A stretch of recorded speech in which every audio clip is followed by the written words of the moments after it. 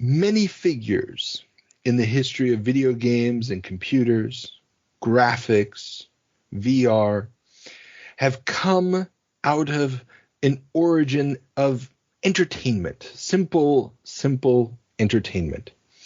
Nothing represented that more in the 1980s than Nolan Bushnell's Chuck E. Cheese, and the many ripple effects of the technology and the people that got their start there, well, countless.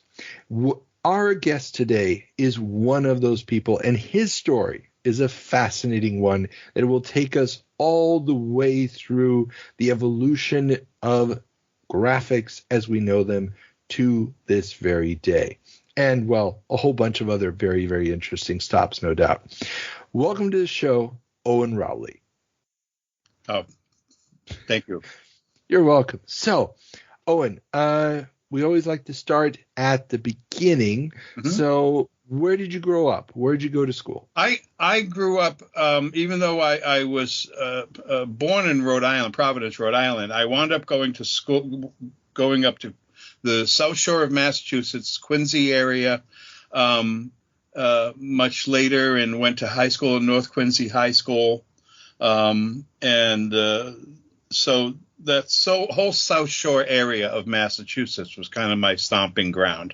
I lived at various different parts of the South Shore, but I'm basically a South Shore guy. And like I said, I went to North Quincy High School. I graduated high school in 1965. Okay. So, which was a world away. So the pure hippie thing is big in Rhode Island at that point. Well, 65? I wasn't down in Rhode Island at that point. Up where I was, no. The hippie thing hadn't really hit where I was. I'm sure there was some of it in Boston, and I was used to going into Boston on my own. I was fairly large for my age, and so it wasn't unusual when I was 12 years old to just hop on buses and commuter trains and go into Boston and go to various stores, and mostly bookstores or magic trick shops and stuff like that, because I was interested in that kind of stuff. But 1965, like I say, is when I graduated high school, and the United States, the hippie scene was not on my mind. What was on my mind was the jungles of Vietnam, because I had spaced out trying to get into colleges, and there I was, and I was prime meat for the draft board. Okay. Tall kid, no college prospects. Oh, yeah. Yeah. So I ran to the United States Air Force recruiter. And one of the things that the Air Force recruiters do is, the first thing they do is they say, okay, we got a test for you. You got to come in, take this test, and to see if they want you. And I took that test, and I went back in after, a couple of days later, and the guy just grabbed me by the shoulder and he said, I got you. I got you. We're going to take care of you. Don't worry about it. And the next thing I knew, I was on a plane going down to Texas to go to basic training. Very cool. In basic training, I was supposed to go to language school. I was supposed to go spend a couple of years in a university learning Russian. And then I would fly around in planes, and we would monitor broadcasts and translate Russian broadcasts, picking up Russian signals. Yeah. And so the group that I was in basic training with were mostly all language student people, whether they were going for Chinese, Japanese, Russian. And one day this drill sergeant comes out, has us all lined up, calls out about 50 names, sends everybody else back inside, and says, all of you we're all scheduled to go to one language school or another. Your orders have changed. You're going to learn a different language, a different kind of language. You are all going to learn computer language. This is August 1965. Wow. Now, I'm sure I got on that list because during the summer between my junior and senior year in high school, there was a thing that certain high school students could audit summer school programs at MIT. And I went along with some friends, and we went and we audited a class between our junior and senior year at MIT, and it was Fortran. Wow. So okay. Tiny little bit of computer programming experience. I was about to ask, I mean, if you had any kind of touching of computers, if there was anything in your background or. It was minuscule, but it was enough. And so the next thing you know, I'm in the Air Force. I'm assigned to this high security installation in the Berkshire Mountains of Western Massachusetts. And we've got a computer that what it does is it's switching messaging and teletype. It's taking over from the old paper tape teletypes to new online messaging between various bases. This is SAC, Strategic Air Command. Peace is our profession, but we are not a defensive force. We are an offensive force. We have nuclear weapons. We have B-52s with bombs. And that's the messages that were going through this computer. And as I was mentioning to you earlier, because of the highly classified information that was going through this computer, as an enlisted person, I had the highest security clearance that you could have as an enlisted person in the military. Had top secret ESI PSYOP Category 1 travel and duty regime. I couldn't leave the United States if I wanted to. Because I had to be cleared for everything that might possibly go through this computer. And so for people who are asking how that kid in Otis Air Force Base, why did he have his clearance? That's why, because he was a sysadmin. Yeah. You know, and that's the way they do that. So anyway, so I had this smattering of computer education during the 60s. And just out of curiosity, I mean, what is the actual computer function that you're performing at this point? Are you actually creating code and writing programs for this? Are you simply making sure that it gets rebooted when it needs to be rebooted? We were called programmers, but we were really doing operations. And the system, without telling too many tales, I think I'm past the point where that they'll put me in jail for it. At that point in time, this system was what's now called a high availability network. And so there were computers in California, up in the Dakotas, down in Florida, and over in Massachusetts. And then in the center was Omaha, Offutt, SAC headquarters. And these computers were all connected in a network. And then we would have mock nuclear wars. And they would damage up the country, and our networks would just get blown away every time.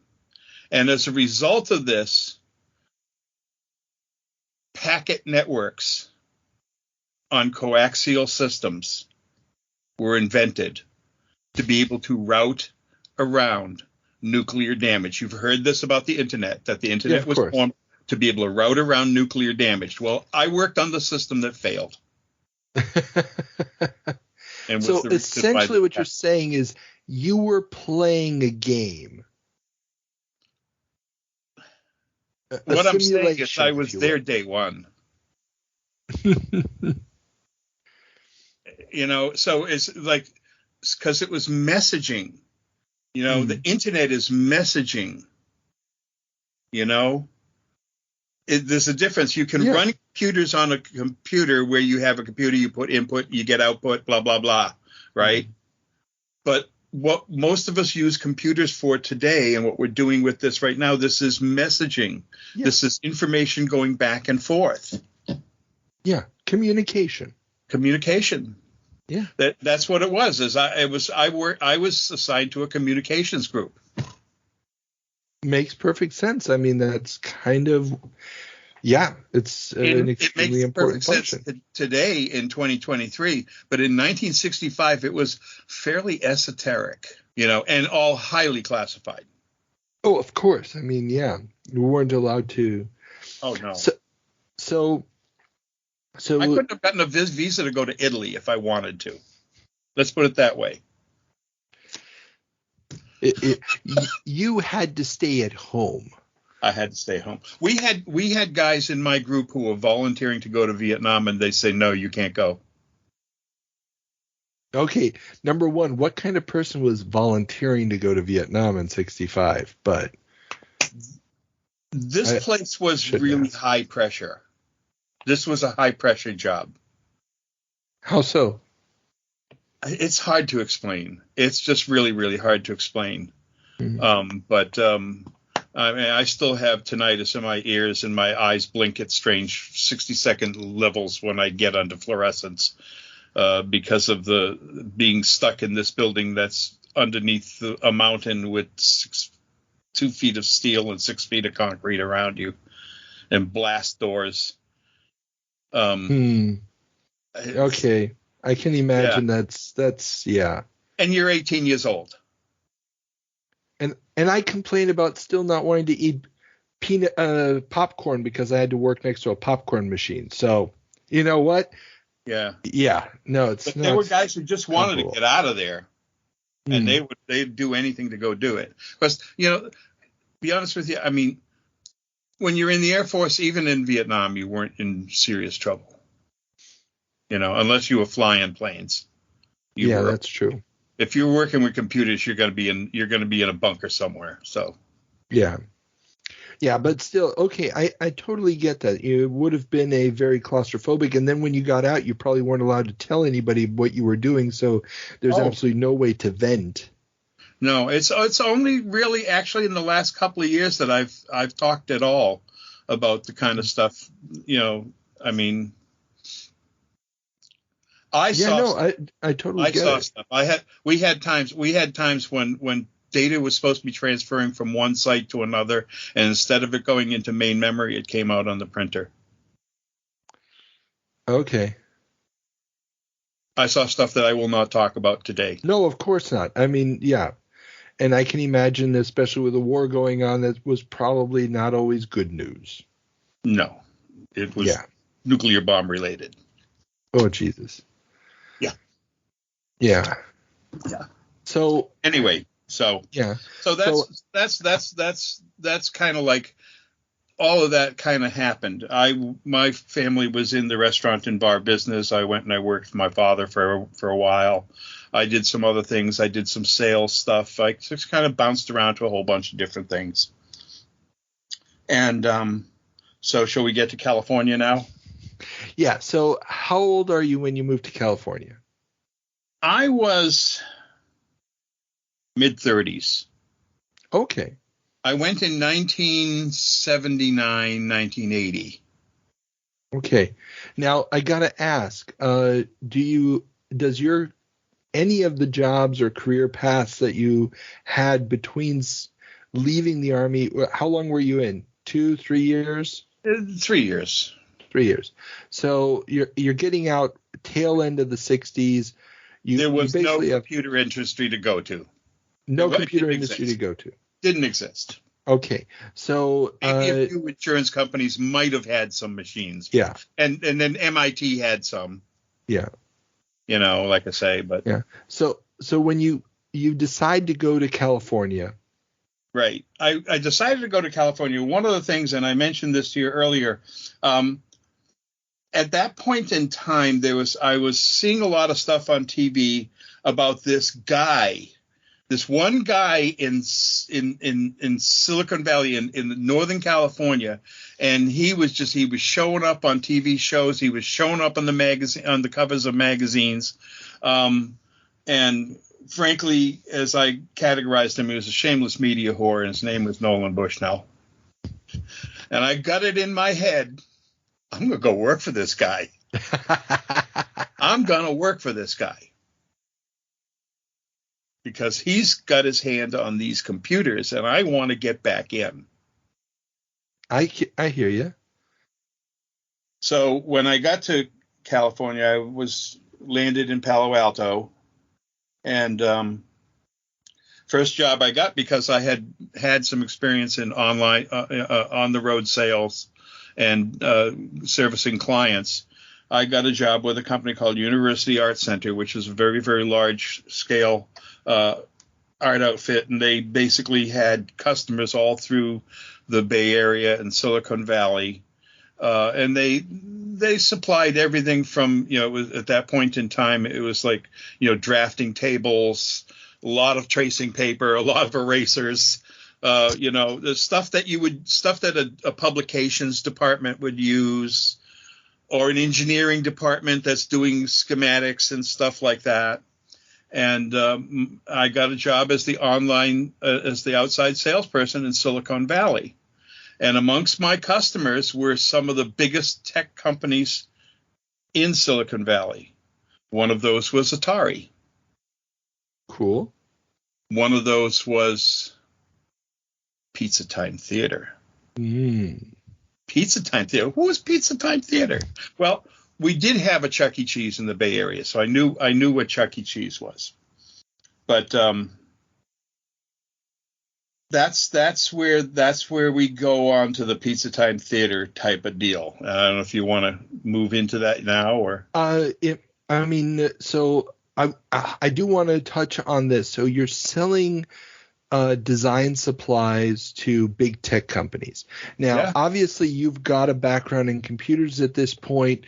Is that playing any role or helping you in those sales in any way? No. It honestly, the only thing that it came up was, at some point, I was trying to tell the owners of University's Art Center that they needed to move into photographic supplies and stuff like that. And there were certain areas and certain types of things that they were going to need to start carrying, because as this new thing called computer graphics started to catch on, and it was fledgling at that point in time, there was very, very, very, very little of it. And I got to ask, how are you keeping track of those kind of developments at that point? Well, I'm a curious kind of guy. I'm a Scorpio. And one of my methods of selling was when I would go into a place and they would be buying certain things, and I'd say, how do you use that? What do you do with that? Mm-hmm. And so... Yeah, just kind of I got basically an art school education by trading off of the lines of the stuff that I would get from various people. Well, it makes sense, yeah. Would also help you with sales, be able to recommend better product or whatever. So, like I said, Pizza Time Theater was one of my companies, and I had a regular standing appointment with the art director there. They bought a lot of stuff from me because the Pizza Time was a very heavily graphics oriented thing. They put out a lot of printed material.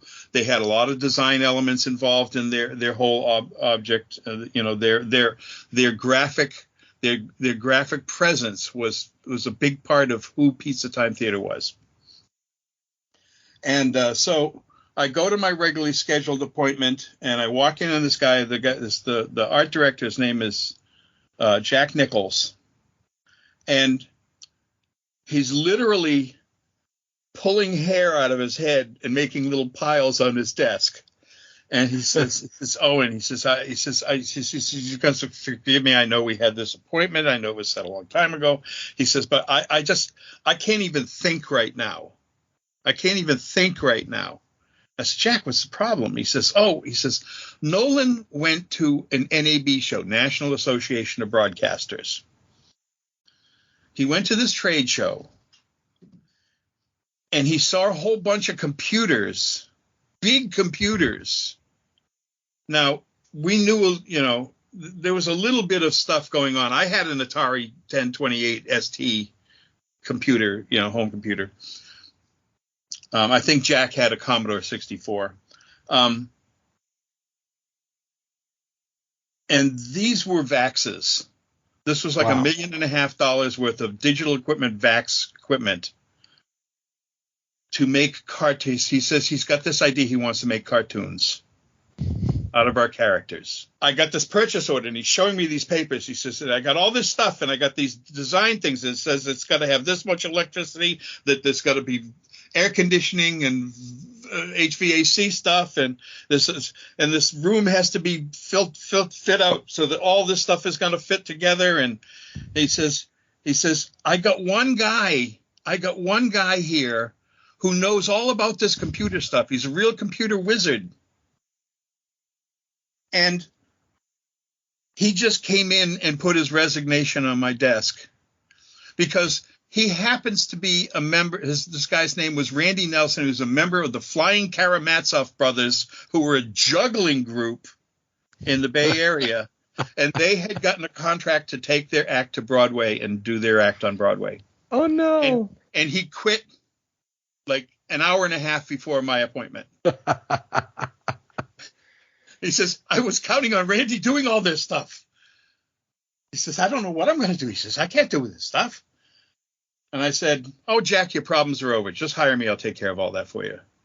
And he says, do you know about this stuff? I said, sure I do. I'm guessing that may have been a bit of a fib, right? I pulled it right out of my ass. But here's the reality. This was digital VAX equipment running Berkeley 4.2 Unix. And there weren't 3 Unix systems administrators in all of Silicon Valley. There was nobody who had anywhere near experience and knowledge to do this. And what it meant was I got to sit down, I got to read all these specs, I got to go hire an electrician, I got to have our HVAC guys come in and drop some more ductwork on top of the building, which we already had for the building because we had a sound studio and it had its own HVAC system that was separate from the rest of the building. So we had them tied together. And I had to build a computer room and take in these machines. And they were cutting edge stuff. Now, quick question, just to put this in chronology, what year are we talking about here? It's 1983. 83. Okay. So this is fairly late in the game then, as far as Pizza Time Theater is concerned. Yeah. Pizza Time was not too much longer for this world. Now, to give you an idea of this graphics equipment, and the reason why I was at a National Association Broadcaster show, because there was basically a paint program, and there was some very, very prehistoric animation type tools, and there was a bunch of scanning things so you could take pictures and scan them in and integrate them into these tools. And television stations were buying this stuff to do titling, graphics for news programming, and backgrounds for weather shows. Okay. Now, so we're talking purely 2D effects at this point. Purely 2D. Purely 2D. Okay. This stuff was the brainchild of a couple of people, Alvy Ray Smith, and who was out of Brown University originally, and Ed Catmull, who was out of the New York Institute of Technology. I know you're shaking your head. Yeah, Catmull is a name that I've run across. He's a god of computer graphics. Yeah. This was his brainchild. All this stuff. Computer Assisted Animation System, CAAS. Now, I gotta ask here, this version of CAAS, are we talking only pixels, or are we also talking vector-based graphics? No, we weren't into vector yet. Okay. It was 256 colors, 640, 480. Okay, cool. So it's basically you scan in the line work and then you fill in the spots. With the paint programs. And then they had a tween program that would do animation. So the whole thing with like scanning in, we had actual animators who would draw the uncolored figures and stuff like that. And the scanning was a big thing that I was the scanner. And I had to get that line perfectly anti-aliased, or else none of it would ever work. And here I do have to ask now, because obviously nowadays I think, okay, the modern equipment or the modern listeners thinking, okay, you got a flatbed scanner, you pop it on there, it's lit up and so forth. I am going out on a limb here and thinking you did not have a flatbed scanner that you bought off the shelf to do this. So before we get into the anti-aliasing, which I would love to find out, what exactly is the scanning hardware set up on this device? It was basically like a platen, lights from the side, video camera. Okay, now you're using a video camera. Yeah, capturing video frames. Well, it was some kind of camera. I don't remember. It's okay. But it's not a film camera. It's actual video signal. It was an electronic signal, and it would come out in a 640, 480, 256 grayscale. Well, actually, no, not 256. It would be like a 16 color grayscale. Those were, which then could be, translated to 256. Gotcha.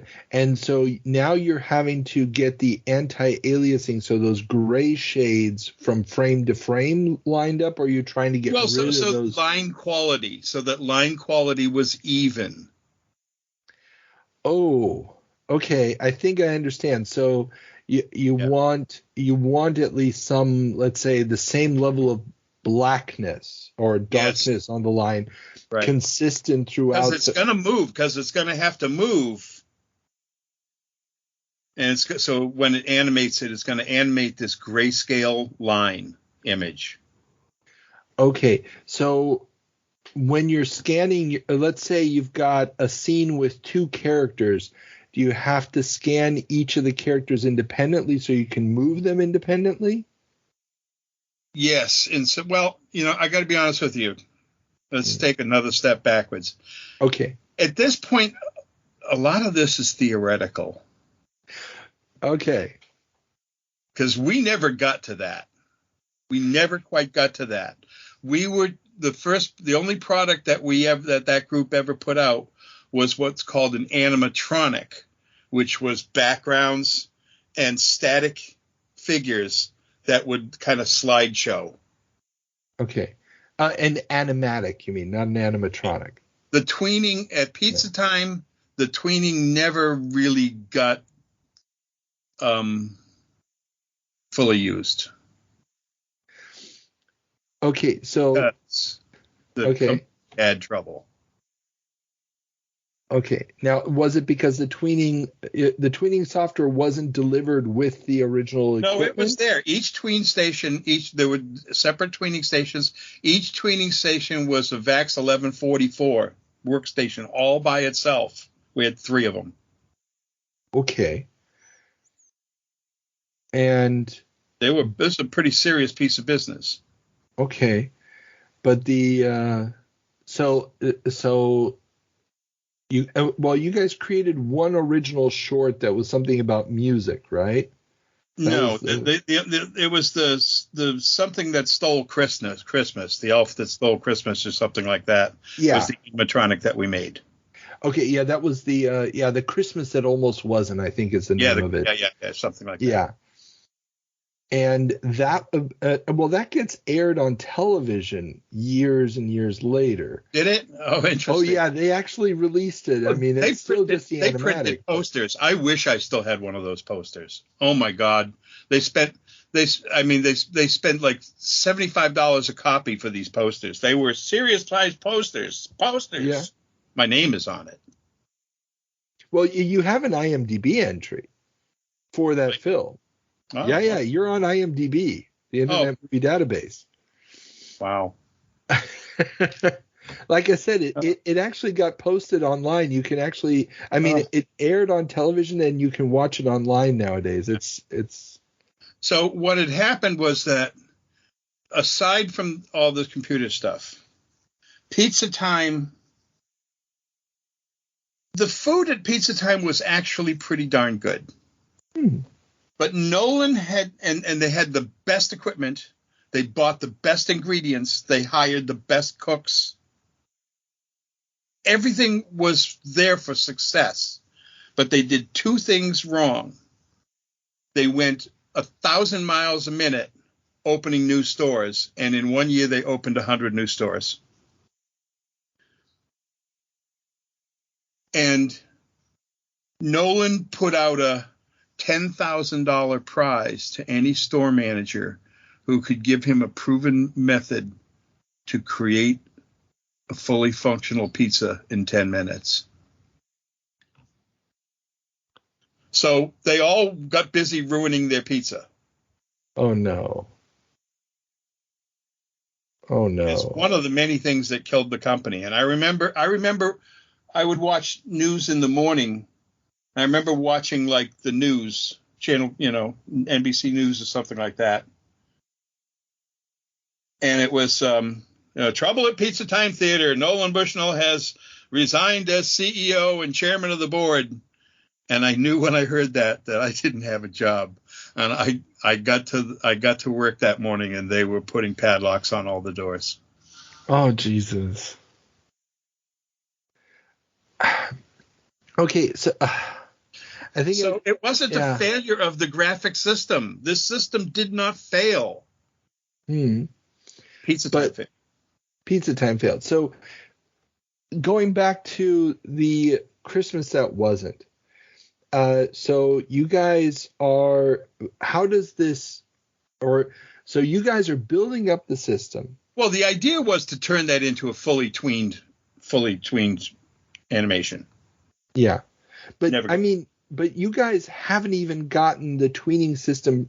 You never actually ran a demo to see what the tweening system would look like. Well, right? The tweeners, I got to be honest with you, I wasn't paying a whole lot of attention to the tweeners. There were a couple of women who sat at these workstations, and they would do stuff every day. I don't know what the hell they did. I scanned. I was doing Unix system administration stuff in the room. Mm-hmm. I was dealing with deck field engineers coming in to do PMs on the machines. I was doing backups. I was doing Unix stuff. Gotcha. So now I guess I've got to ask from a movie. I had a couple of other jobs at Pizza Time too, but which we can touch on. Well, we're going to get to those. So, okay, because there's so many moving parts. So you're brought on to figure out how to make the system work.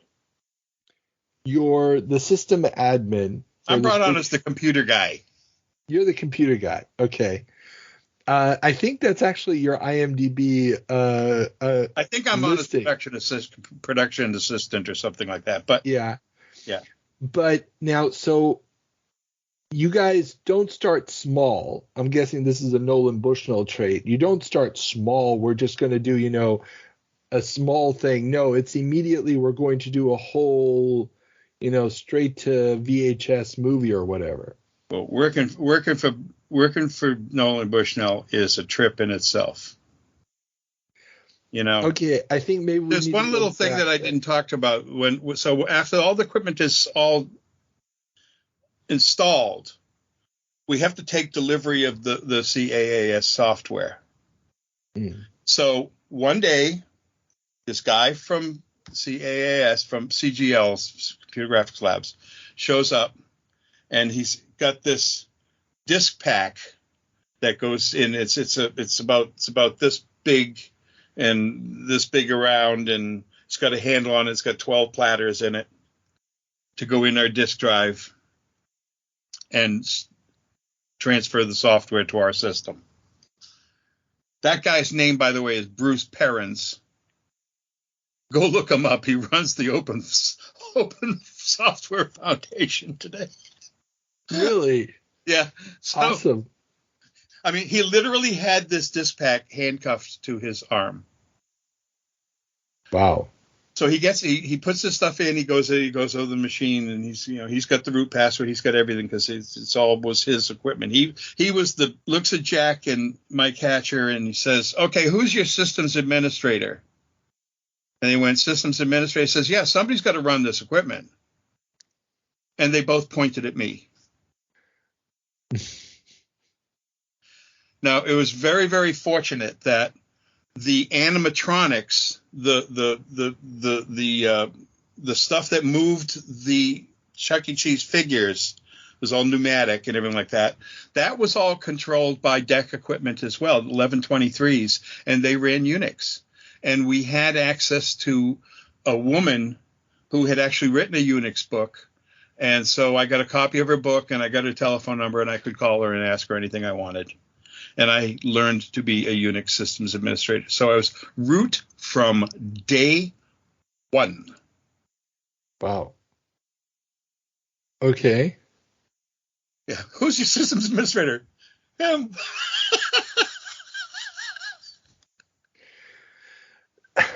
So I can't make this stuff up. So he copies the software on there. Right. You're learning how to use Unix. Right. Are you involved? I mean, is there already a team of artists lined up? There was a couple of people had been hired.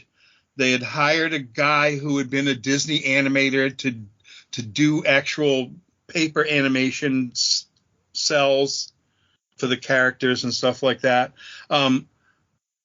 Because Jack was a serious art director, they already had character sheets for all the Pizza Time characters.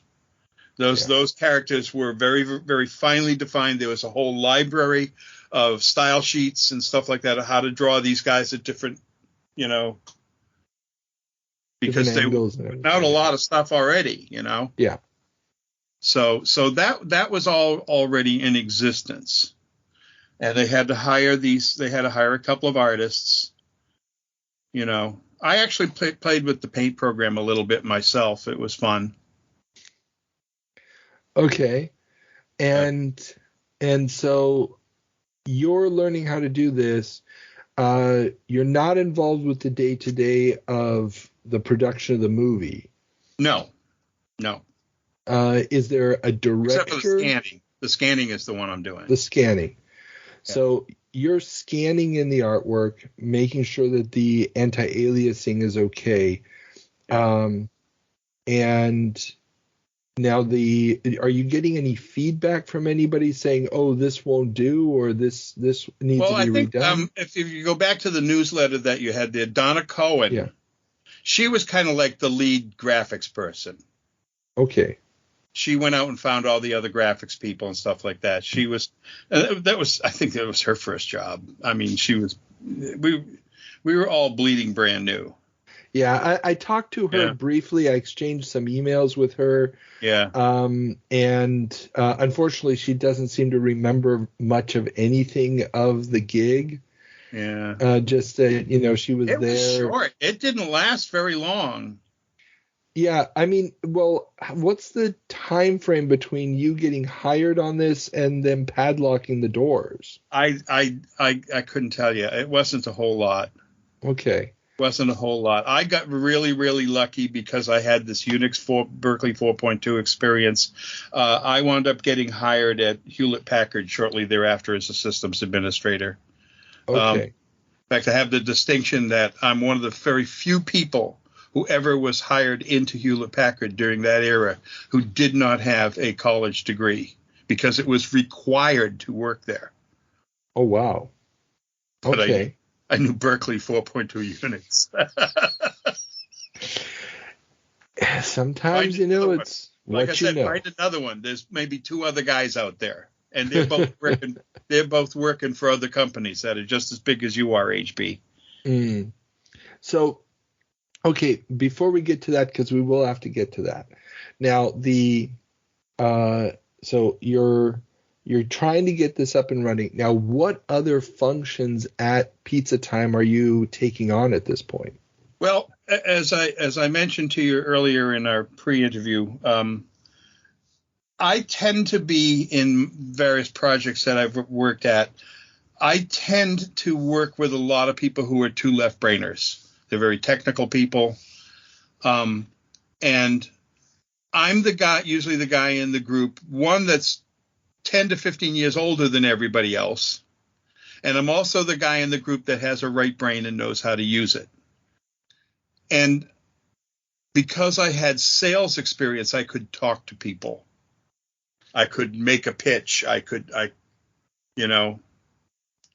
Whereas technical people, you talk to them for 15 minutes, and if you understand 10 words that they said, you're lucky. Yeah. So one of the many jobs that I had there was that they happened to have a corporate game room where various video games that were going to go into the arcades in the Pizza Time would come into corporate first, where they could be play tested. And so I got the key to that room. I was the keeper of the key to that room. I was the gatekeeper for that room.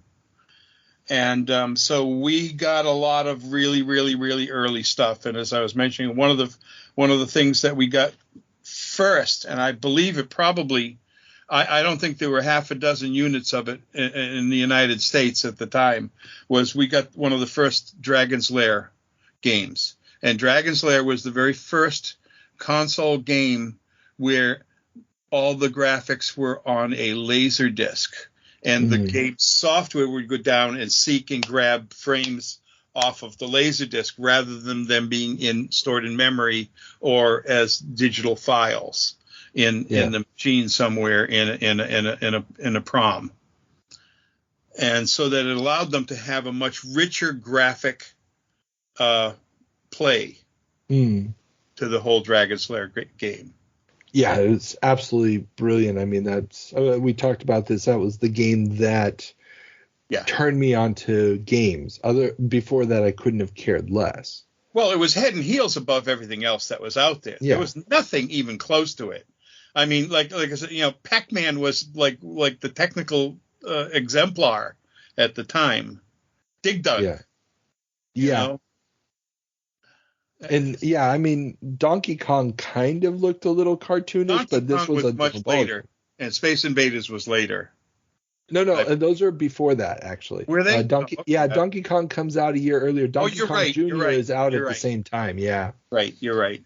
That all gets. I wasn't into them. I got into Space Invaders a little bit,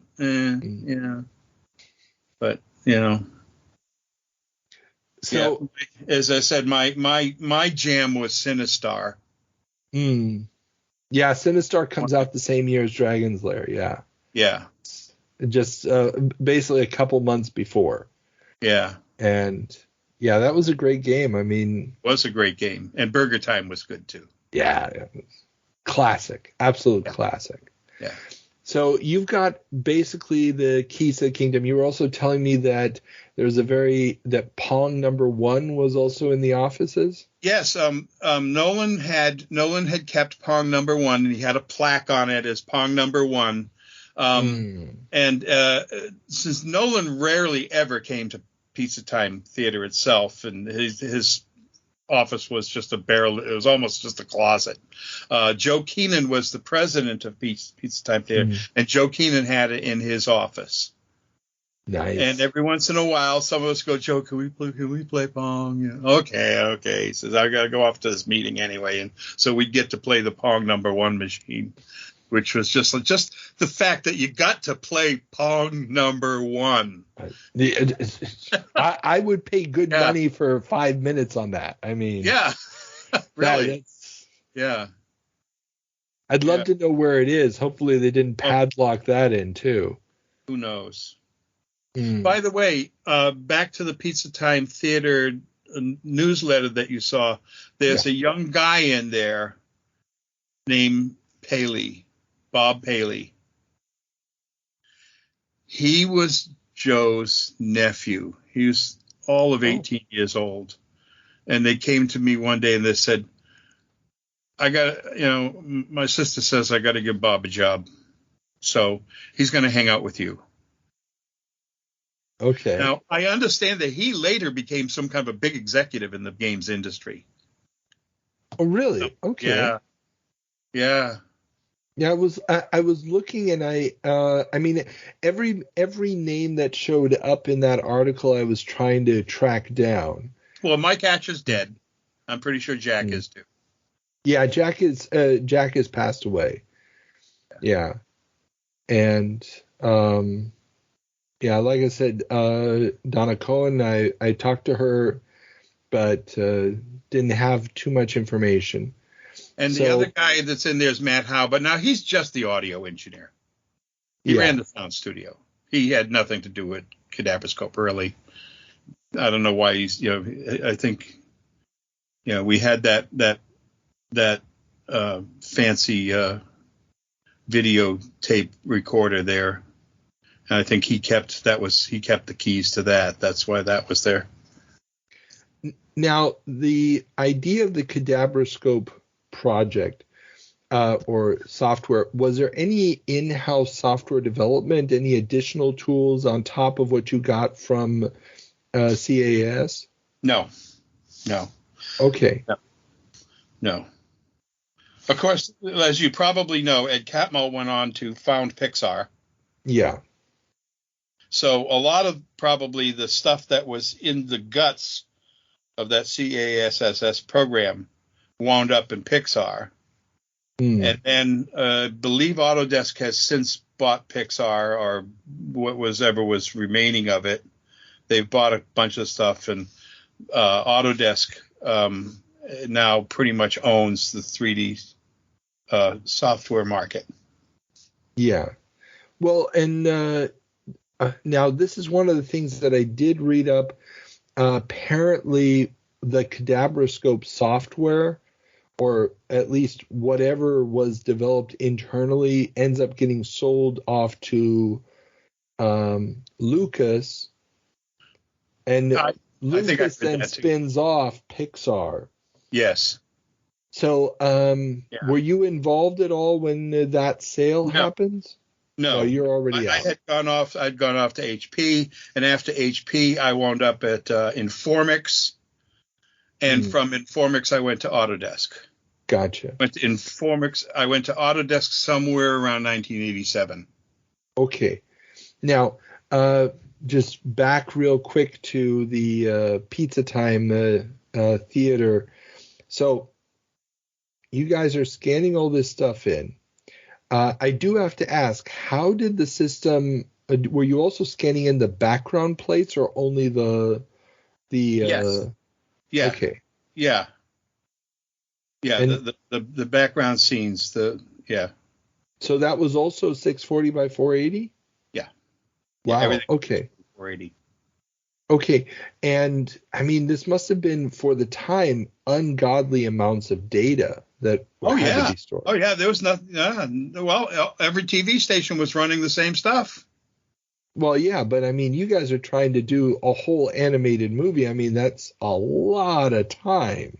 Yeah, we were way early. Yeah. Way early. Yeah. Okay, so you guys are processing all of this. You see the news, Nolan is out. Was there any feeling leading up to that the shit was about to hit the fan? I remember a couple of days before that seeing some padlocks go on some back doors. Never a good sign. Yeah. But and so when it finally goes down, what is your first reaction? Or wait, before all of this, you come to California, you want to work for Nolan Bushnell. Did you have a lot of contact with them? I mean, you said he wasn't around a lot, but did you have any direct contact with him? A little bit. at a certain point in time, by the time of Kadabrascope, he had pretty much gone off to Sentai.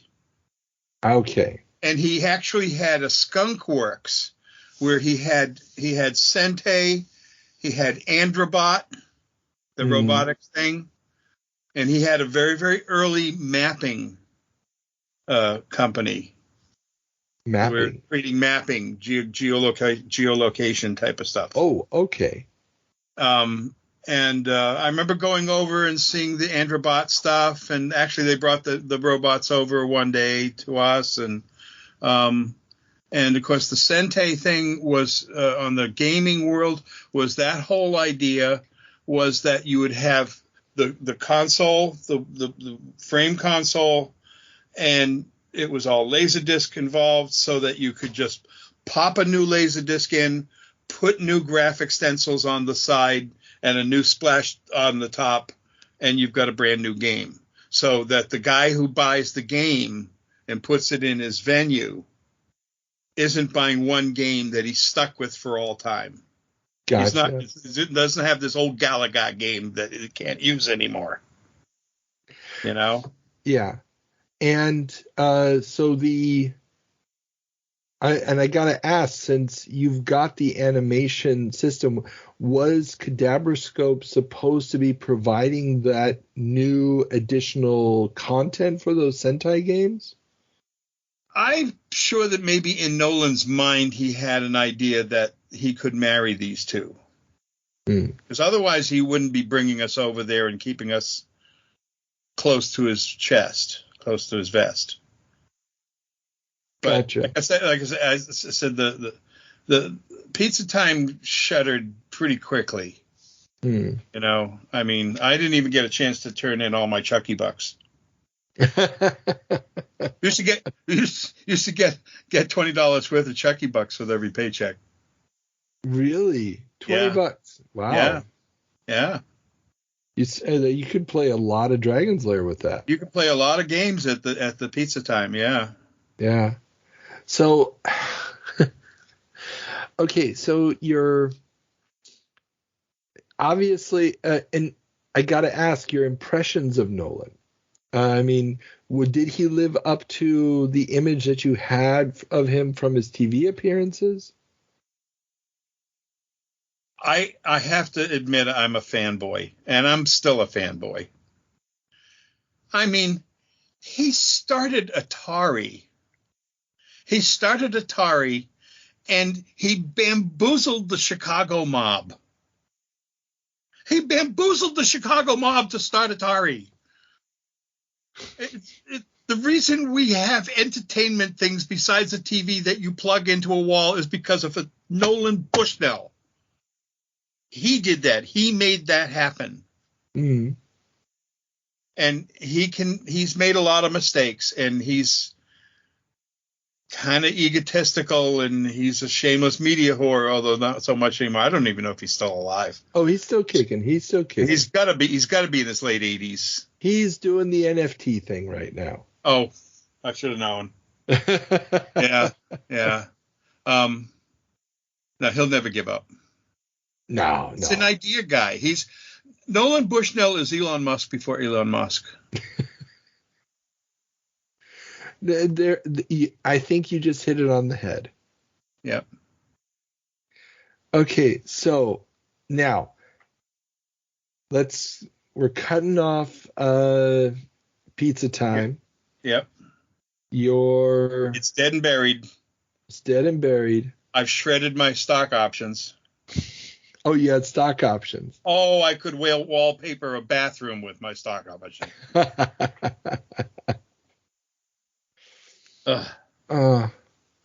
So I'm guessing they were not. I burned ties because I thought I was going to be a millionaire.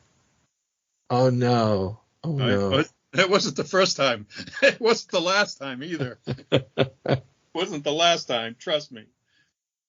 Oh, I'm so sorry. So you move over to Hewlett Packard, HP, where I get involved in networking, and I put Hewlett Packard on the internet. Me. Interesting. So I sent the application into ICANN for a Class B license for HP.com. Very nice. I registered them. My original network handle had no numbers. I had a 3-letter network handle. It's long gone. I've tried to revive it. It's gone. Ah. Yeah. But so that lasted a couple of years. I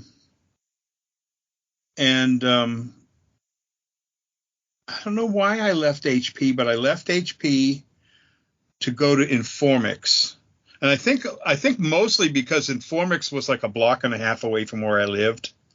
And they were hot, and they were looking for Unix, and they were this relational database company, and they were a flavor. These guys were a couple of guys. They had made a bet on Unix, relational databases, and SQL. Now, when you say relational databases, what does that mean? Do you know what Oracle is? Yeah. Okay, Oracle is relational. Oracle was the other company that made a bet on Unix, relational databases, and SQL. There were 3 companies. There was Informix, there was Oracle, and there was Sybase. And all 3 of them were hitting the markets trying to sell their product, sell into this industry, sell general industry that these databases were where it's at. Informix wound up being bought by IBM. I don't know what happened to Sybase. Oracle won. But meanwhile, Informix was a strange company. It had been started, like I said, it had been started by like 3 or 4 guys who were basically a beer and poker club and technology and programming. And they started this company. They made this bet on these 3 things. And it was just a boys club. And if you weren't part of the original boys club and weren't playing poker and drinking beer with them and going to Las Vegas, and yes, there were hookers involved. So you didn't advance. And I remember I had problems with the director of IT and stuff like that. And I made complaints about him. They said, we'll fire him and give you his job. And I said, don't tell me how much money I'm leaving. Oh man! And by that time, I'd seen an ad for Autodesk, and I'd sent them a resume, and got a call back the next day. Went up for an interview, and got made an offer the 3rd day after that happened. So I quit Informix, and I went up to Autodesk. I was driving across. I was living in San Francisco. I was driving across the Golden Gate Bridge every day to Sausalito. And I was just like the corporate sysadmin. There were a couple of others. There was a group. And they had this advanced technology group. And I just kind of like gravitated towards these guys. And of course, they were the worst 2 left-brainers in the building. But they liked that I had a right brain, and I could but my left brain was still functional, and I could understand everything there, and I could explain what they were doing to other people. So they went to my boss, and they said, we're taking Owen. We're taking him. He's ours now. And they had a virtual reality program. They actually had an effort that they were building that, had it ever gotten off the ground, would have was a better Java. It would have, but they would never have had the money to go against Sun. But and they had some other stuff. There was a bunch of different things that were involved in Project Xanadu. Ted Nelson, the bad boy of the internet, was working there. I have the distinction that Ted Nelson called me a kook. Wait, Ted Nelson, the guy who has been working on his what is it? A universal hypertext language for the last 40 years that's still has yet to produce anything? Yes. Okay. And you're the kook. That's good. Yeah, that's what I said. I'm the kook. So now but he was brilliant. He's a brilliant man. Oh yeah, no, yeah. Just can't focus. Yeah. So I'm just trying to understand. So what exactly, other than interpreting for these two other guys, what exactly is your function there? Well, again, I wound up doing all the demos of all the different products. We had some people that had come in from Pixar and from Lucas. We had a bunch of things going on there. I kept the toy box. I kept all the gear, all the VR gear, all that stuff. I had access to all that kind of stuff. That's kind of like been one of my things. I'm the guy that they trust with the keys. You know, it was really crazy stuff. I wound up working there 8 years.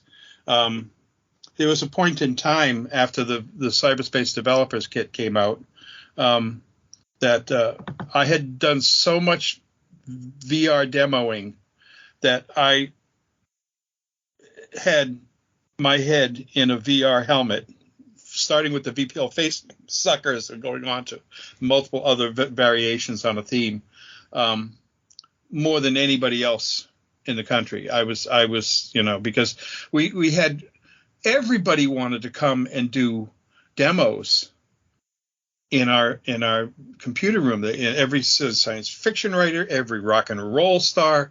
It was Marin County, so the Grateful Dead. Todd Rundgren was a friggin' pest. We couldn't get rid of him. Todd, go home. We have work to do, Todd. Now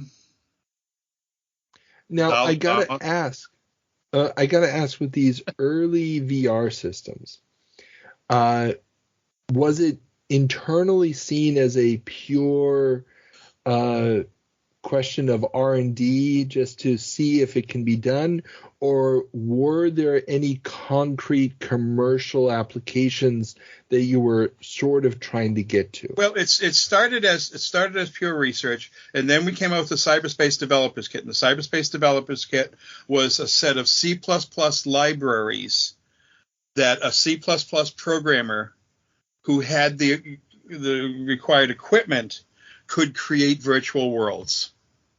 Okay. In their own demos or their own applications, whatever they wanted. Gotcha. Now, that was a product, and they sold that product. And I got to ask, so in addition to all the celebrities, and you also mentioned that a lot of executives from companies would come in to demo the unit. Oh yeah. Yeah, I was mentioned the guy who was the chairman of Mitsubishi Electronics, right? And so we demoed that stuff and he says, "What do you need? What can we make? What do you need?" And I showed him the headset. So we need little tiny LCD screens for TVs that'll sit about an inch from your eyeball. And was he able to provide something like that? I don't know. Yeah. Who knows? Now, was there any interest or attempts by the gaming industry to turn this into a retail product at this point? Well, the other product that the Advanced Technology Group marshaled started off with a paint program. Sound familiar to Pizza Time? Nice paint program, 256 colors, 640, 480, right? But by that time, we'd had bigger resolution. We were up to 1280 by 700 or whatever. And we were well past 256 colors. We could ramp higher than that. And then they hooked up with this group that they had developed a 3D modeling company. Now, of course, Autodesk was 3D software, 3D modeling software for the basically to take over drafting, to replace drafting, CAD system. The 3D Studio was a 3D animation modeling. About the same time as a game had come out called Doom. Remember it? Oh, yes. Oh, yeah. So I remember the 3D Studio guys are over there, and they're everybody's looking at Doom, and everybody's having he says, "Wow, wait till we can do this kind of stuff." But it says it's, we have to have these hardware. So we got these $7,000 Matrox cards to drive this animation. It's a $7,000 card just to do the animation, to do that 60 frames a second, blah blah blah blah. And about the same time, I had kind of hooked up with some guys in San Francisco who were doing VR stuff. There's a little company called Ono Sendai, which they had named after the company in William Gibson's novel. They actually had asked William Gibson it was okay if they used the name. He said yes. And they were building VR stuff. They were building headsets. They were building all kinds of crazy stuff. And they had access to this software animation, 3D software animation package called Renderware, and it came out of Canon UK. And so I got them to come out and show the guys at the Yoast group this stuff, this Renderware. And the guys, they without knowing how it worked, they went home, and a week later they came in. They replicated about half of it. They got it to do about half of that. And for the technical, basically it was a trade-off between the display list and something as they were playing tricks between these two little technical things, and was able to get some software rendering going. About the same time, we at Autodesk were contacted by a group out of the UK called Rendermorphics. This was 5 people out of the UK, and they had done the same thing Canon had. They swore up and down they had no contact to Canon whatsoever. In fact, they claimed our stuff's better. And they came and showed us that stuff. And then the Yoast group liked that a lot. And they were still, like I said, they were working on that. So they were making 3D Studio, which is the 3D modeling product, which Autodesk was selling quite handily. It was selling very well.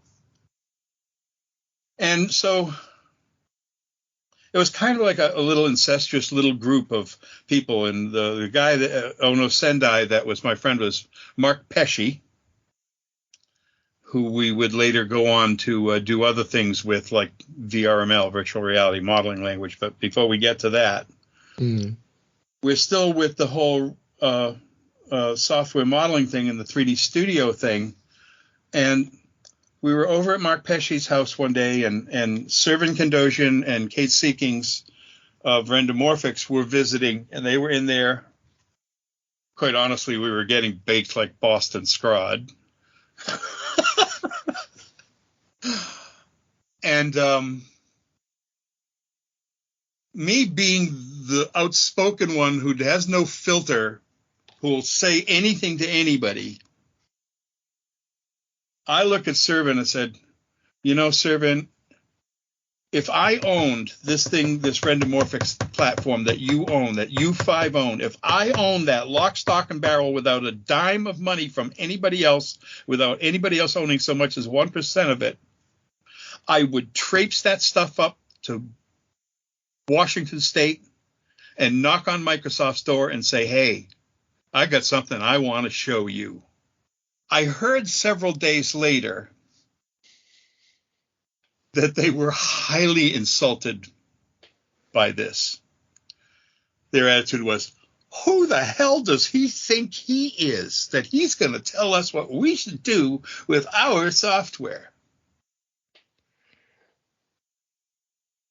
And 2 weeks later, they were on a plane going to Bothell, Washington. Yeah. Microsoft bought Rendermorphics. Kate and Servin both got VP jobs out of it. Plus, they all made some millions in their pockets. And Rendomorphics wound up making its debut into the U.S. computer market as DirectX. And interestingly, the way that Servan tells this story, he left out the insulting part, but the way he tells it is that they did not want to sell, but Microsoft came to them and said, you either sell to us or we're going to buy somebody else's. We prefer your software, but whatever we end up choosing is going to rule the market no matter what, because we're Microsoft.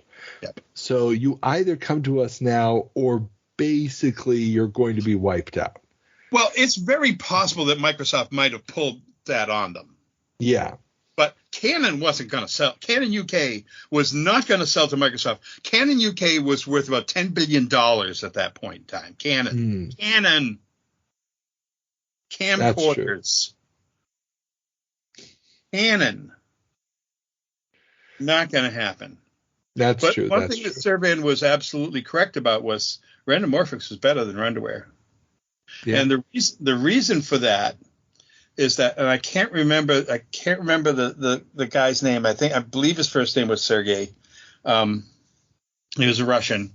He had gotten a PhD in mathematics from the University of Moscow. And Moscow puts out some of the best mathematicians on the planet, especially at that time. So he was PhD mathematician. Servan is a physicist. So Servan's thing was to simulate the real world. So Servan was focused on simulation, whereas Renderware was mathematical precision. Makes sense. Where's Renderware? Exactly. Well, I mean, it's the difference between, mathematics is the foundation of physics, but physics is applied mathematics. And if you're coming at it from the point of view of application, then that gives you an edge over somebody who's just thinking about it as a math problem, as opposed to, well, how am I going to make stuff work on this? How do I create the simulation, which is basically what games are all about? It's simulating an environment, fantastical or not. Yeah.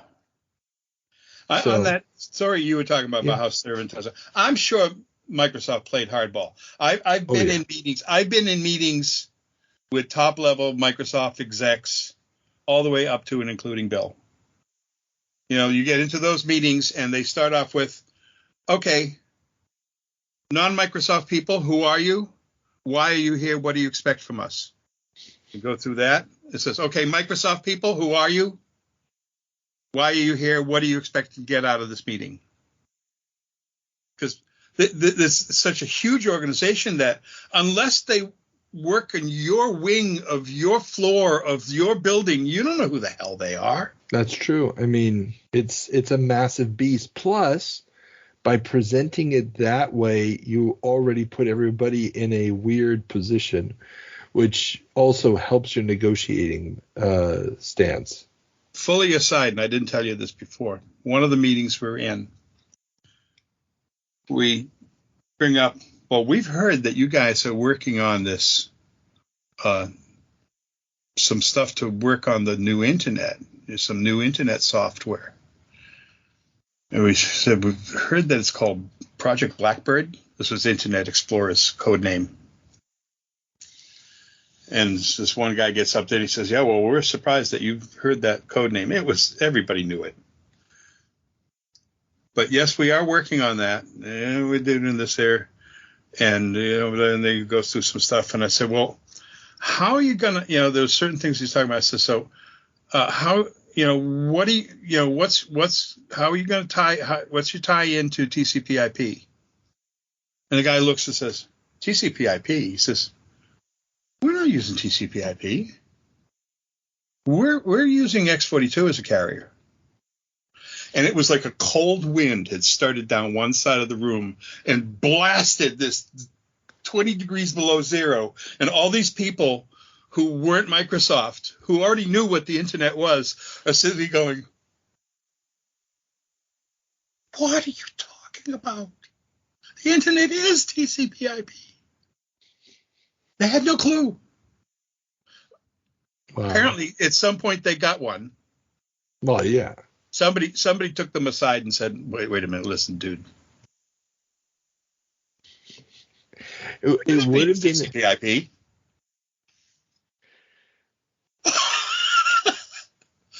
I mean, this is stuff for the history books. Well, I mean, Microsoft, it's always the 3rd edition is going to be the one that actually works. I mean, if you're Microsoft, you have time on your hand. It's not like, the company's going to go under because you got one product wrong. I will never have all the time I spent on Win 3.1 back in my life.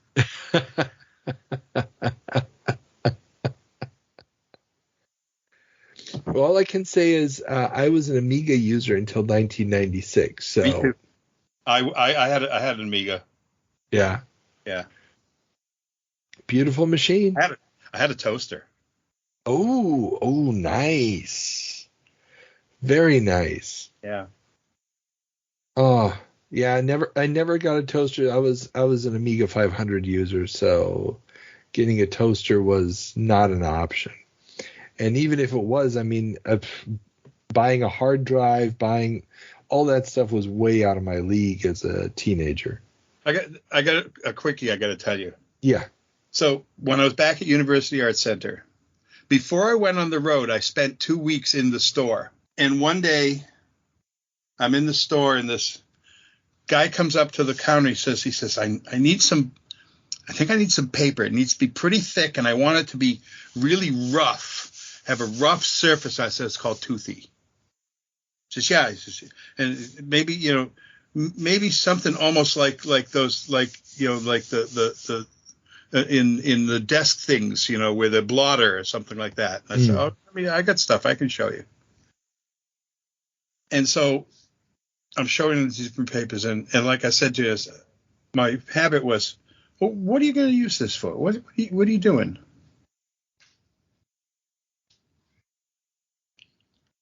And because it was Silicon Valley and Palo Alto, all these big companies had accounts. They had plates. These guys could go in and they could just buy on their signature. They didn't have to give any money, and we would build them. He says, we've invented this thing. It's called a mouse.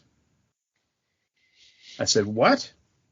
He takes a piece of paper, he draws a square, and he draws 2 wheels in the back and 1 wheel in the front, and a wire out the back, and he says, and there's a ball.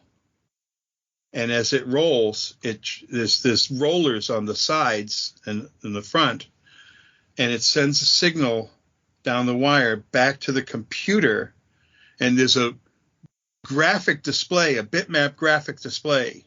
No fucking idea what he's talking about. None.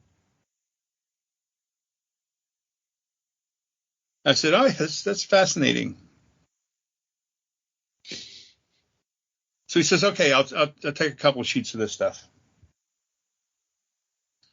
So what's your company? He says, Xerox Park.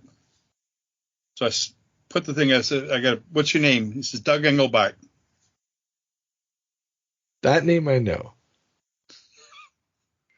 Oh, Jesus. It's just like, basically, what you're telling me is you're the Forrest Gump of computer tech. I sold them the raw materials to create the first mousepad. Oh, awesome. It's just like being in the right place at the right time. It's kind of like my thing, being at the right place at the right time. Oh, beautiful. My resume drops in Autodesk at the right place at the right time. They need a Unix systems administrator. So what happens after Autodesk? Or what, now the VRML project, is that started at Autodesk or is that someplace else? No, that was so then I was getting to the point where I'd been at Autodesk like a long time. And I had a bunch of money saved. I had a shit ton of 401k. And Pesci and some of those guys, and a friend of his who'd come in from Boston named Tony Parisi. So we've got this idea. We're going to create this thing called virtual reality modeling language. Do you want to hang with us? So I quit Autodesk, and I started hanging with them, and I was like, they're all two left-brainers. I'm the guy with the right brain who can talk to people. It was just, and I thought we were all going to be millionaires. I thought this is it. I mean, this is why, I like, okay, Apple's going to come out with their AR headset. This one's going to come out with their AR is going to be this. AR is going to change the world. Dude, I have been through this 3 times. I have been through this 3 times where I've had this prospect in front of me, and it just goes. I think this time it's going to happen, but I'm not in a position to get out of it. My money's on no, for the simple fact that it will only happen when the equipment weighs no more than a regular pair of glasses. Well, that's the Apple headset. Well, we'll see if they can actually get it down to that weight, then it's an option. But I'll see it. I'll believe it when I see it. I'll believe it when I see it too. Yeah. But okay, so VRML. And this is one thing when I first read about VRML, the first time I played around with it on my computer, I was extremely excited. I'll be honest here. The idea of the internet as a 3D model, the potential for using HTML in gaming. I mean, I remember playing Myst. The real-time graphics, the real-time 3D soft animation. Exactly. I mean, it was renderware, by the way. Oh, you guys were using renderware as a foundation for it? It was renderware, yeah. Because renderware had sold to Microsoft. So, okay, so when does the VRML project start? When do you guys start working on that? I'm not sure. Tony Parisi and Mark Pesci created their demo program, and I just had it in my brain, and it left my brain just like that because I'm 75 years old and pre-Alzheimer's. Labyrinth. Okay. Which had the renderware stuff in it, and that was the first viewer. Okay. And the first object that everybody saw was the banana, the cyber banana, which had been drawn by Pesci. At one point in time, I had gotten my head scanned as a 3D scanned at one of the SIGGRAPHs where I was demonstrating VR for Autodesk, and the 3D scanner was right across the way. They scanned my head and sent it to me, and I had my head in VRML for a while. I don't know where it is. It's long gone. But yeah, that was it. And there was another player who was hanging around with us and working with us and going to a lot of the stuff, and that's that name will come back to me. Pete Kennard. Peter was one of the original programmers on the original Paint program at Autodesk. Oh, but he had worked for Yoast Group. And Peter was a high-functioning, well, he still is. He's still out there, Peter Kennard. High-functioning autistic. I guess they've got a name for it now that they call these high-functioning autistics. And when Peter built a piece of software, it was like a tank. Autodesk tried to kill that Paint program. They couldn't kill it because people would keep coming back on that wanting to buy it. They tried to take it off. People said, "No, we want to buy that." Peter's Paint program. And there was another guy who was an artist who did some earlier stuff. He's gone. He's a diabetic. He's unfortunately died young. But we traipsed around. We went up to Microsoft. We did stuff with Prodigy. We did stuff with Yahoo. We were trying to, sell the idea and stuff like that. And we thought that somehow, the name of the game is get there first. Somehow, at some point in time, somebody's going to scoop us up. And nobody ever did. Oh, that sucks. Yeah. But I'm a Unix systems administrator. So I wound up, this is all aside, I wanted to come back east. So I bought a burner cell phone with a Rhode Island number on it, put a friend's address in Providence on it. And I got hired at Pfizer as a Unix systems administrator for making California money back here. Nice. And I was with them 1.5 years, 2 years. And one day I got a phone call from Fidelity Investments. We've heard about you. We'd love to have you come join us. Went up and interviewed with them. And so here's this guy who barely got out of high school by the skin of his teeth and ran away to the Air Force to avoid going to a jungle in Vietnam in 1965. And when I retired 4 years ago, 5 years ago, 8 years ago, whatever, 5 years ago, when I retired, I was making $110,000 a year at Fidelity as a Unix systems administrator.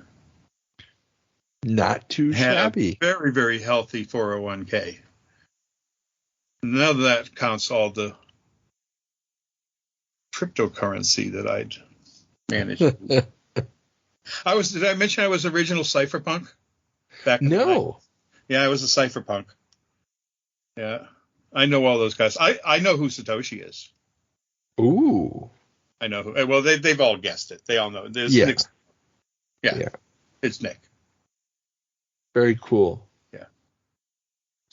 So I gotta ask, did any of the stock options ever pan out? Never. And I didn't even say a word to you about the internet radio joint that I was working at. I was employee number 10 of. Another bathroom I could wallpaper with stock options. Which one? Well, it's gone. Echo.com it was called. I remember Echo.com. Yeah. Yeah. I actually, around that time, I tried to set up a internet radio station at the University of Florida. And I remember just talking to the people at the admin being like, well, we've tried to have a radio station for the students before, but we can't get an FCC license. I was like, no, we're going to do it over the internet. It was like, but we've tried to get a radio station before and we can't get an FCC license. That was the conversation. That was the conversation. It was, but it's over the internet. And they just stared at me. It was like, but it's radio and you need an FCC license. It's like, oh, Jesus Christ almighty. Banged my head against the wall for about a month. We were just too early. We were just too early. That's what happens, you know. Yeah. Well, I mean, I think a chunk of it was probably also the idea of the added value of doing it over the internet was simply that it did not have to be live broadcast. You know, the downloadable program was the key. Well, the key to Echo, one of the things that Echo had was we liked the idea of what Amazon was doing, where Amazon would look over your shoulder as you typed and stuff like that and would recommend products to you. So what we had is that Echo would look over your shoulder as you went around and trolled and picked music and stuff like that, and then it would suggest music for you. I wonder where that's... We had an early algorithm. Nice. Yeah. But just out of curiosity, how are you guys managing music rights on that? I wasn't part of that. Okay. Yeah. Yeah, I don't know. Yeah.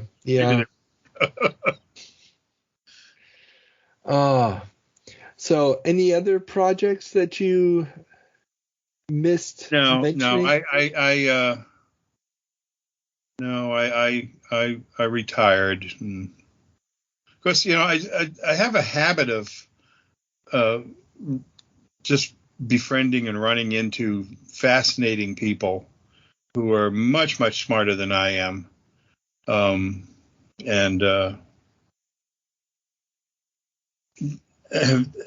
when I was working, I had that one habit of being in the right place at the right time.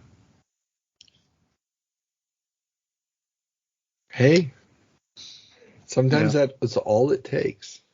But I mean, one of the things that of course, we were also very, very deeply involved in the creation of the web. Even going back all the way back to the Air Force, where it was communications, when I was at HP and I was an HP admin. And at that point in time, Usenet was the thing. And so HP was one of the 8 major Usenet hubs.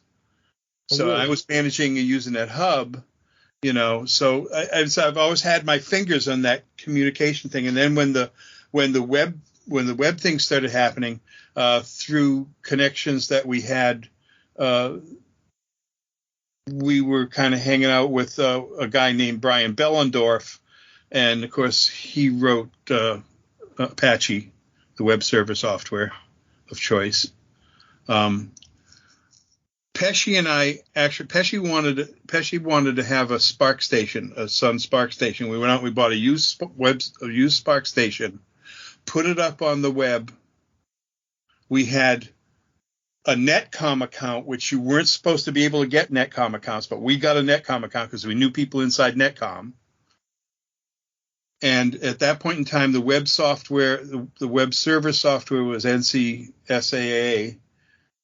And they were numbering them, and we put up a website on the web, Pesci and I, and we were number 258. Pesci and his various things that he would do, where he would go and give talks and stuff like that, talks about how he went out on the internet, on the web, and just started visiting every website that he could find. And after a week, he'd been to them all. And he said 30 days later, that was impossible to do because the curve was like that. Well, I mean, once it opened up, I mean, I created my first website fall of '95. That's when I got on the web. That was first semester of college. Letter domain from '95. Yeah. I still have an email address that I believe I created in '96. Yeah. And yeah, I mean, it just snowballed.